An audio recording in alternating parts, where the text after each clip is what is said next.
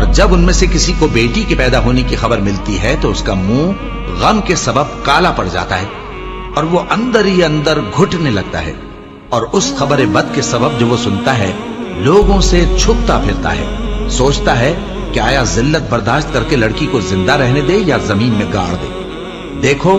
یہ جو تجویز کرتے ہیں بہت بری ہے، اور اسی کی نشانیوں میں سے ہے کہ اس نے تمہارے لیے تمہاری ہی جنس کی عورتیں پیدا کی تاکہ ان کی طرف مائل ہو کر آرام حاصل کرو، اور تم میں محبت اور مہربانی پیدا کر دی۔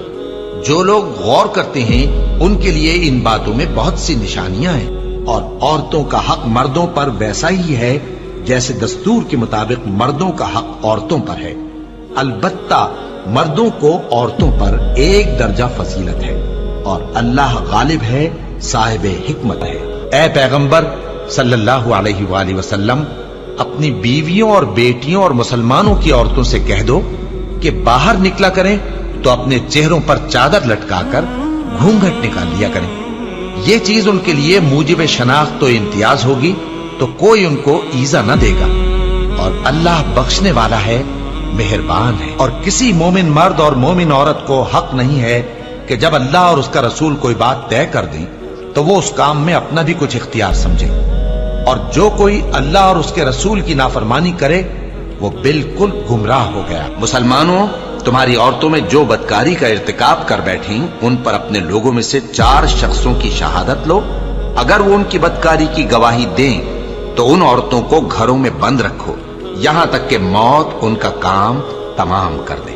یا اللہ ان کے لیے کوئی اور سبیل پیدا کرے۔ اور جو 2 مرد تم میں سے بدکاری کریں تو ان کو ایذا دو، پھر اگر وہ توبہ کر لیں اور نیکوکار ہو جائیں تو ان کا پیچھا چھوڑ دو، بے شک اللہ توبہ قبول کرنے والا ہے، مہربان ہے۔ اور جس چیز میں اللہ نے تم میں سے بعض کو بعض پر فضیلت دی ہے اس کی تمنا مت کرو، مردوں کو ان کاموں کا ثواب ہے جو انہوں نے کیے، اور عورتوں کو ان کاموں کا ثواب ہے جو انہوں نے کیے، اور اللہ سے اس کا فضل و کرم مانگتے رہو، کچھ شک نہیں کہ اللہ ہر چیز سے واقف ہے۔ مرد عورتوں پر حاکم ہے اس لیے کہ اللہ نے بعض کو بعض سے افضل بنایا ہے، اور اس لیے بھی کہ مرد اپنا مال خرچ کرتے ہیں، تو جو نیک بیویاں ہیں وہ فرمانبردار ہوتی ہیں، اور ان کے پیٹھ پیچھے اللہ کی حفاظت میں مال و آبرو کی خبرداری کرتی ہیں۔ اور جن عورتوں کی نسبت تمہیں معلوم ہو کہ سرکشی اور بدخوئی کرنے لگی ہیں تو پہلے ان کو زبانی سمجھاؤ، اگر نہ سمجھیں تو پھر ان کے ساتھ سونا ترک کر دو، اگر اس پر بھی باز نہ آئیں تو زد و کوب کرو، پھر اگر تمہارا کہنا مان لیں تو پھر ان کو ایذا دینے کا کوئی بہانہ مت ڈھونڈو، بے شک اللہ بہت اونچا ہے، بڑا ہے۔ مومنوں، تم کو جائز نہیں کہ زبردستی عورتوں کے وارث بن جاؤ، اور دیکھنا اس نیت سے کہ جو کچھ تم نے ان کو دیا ہے اس میں سے کچھ لے لو، انہیں گھروں میں مت روک رکھنا، ہاں اگر وہ کھلے طور پر بدکاری کی مرتکب ہوں تو اور بات ہے، اور ان کے ساتھ اچھی طرح سے رہو سہو، پھر اگر وہ تم کو ناپسند ہوں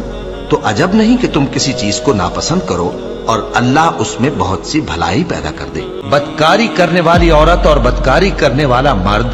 جب ان کی بدکاری ثابت ہو جائے تو دونوں میں سے ہر ایک کو 100 درے مارو، اور اگر تم اللہ اور روز آخر پر ایمان رکھتے ہو تو اللہ کے قانون کو نافذ کرنے میں تمہیں ان پر ہرگز ترس نہ آئے، اور چاہیے کہ ان کی سزا کے وقت مسلمانوں کی ایک جماعت بھی موجود ہو۔ بدکار مرد تو بدکار یا مشرک عورت کے سوا کسی سے نکاح نہیں کرتا، اور بدکار عورت کو بھی بدکار یا مشرک مرد کے سوا اور کوئی نکاح میں نہیں لاتا، اور یہ یعنی بدکار عورت سے نکاح کرنا مومنوں پر حرام ہے۔ اور جو لوگ پرہیزگار عورتوں کو بدکاری کا عیب لگائیں اور اس پر 4 گواہ نہ لائیں تو ان کو 80 درے مارو، اور کبھی ان کی شہادت قبول نہ کرو، اور یہی بد کردار ہے۔ ہاں جو اس کے بعد توبہ کر لیں اور اپنی حالت سنوار لیں تو اللہ بھی بخشنے والا ہے، مہربان ہے۔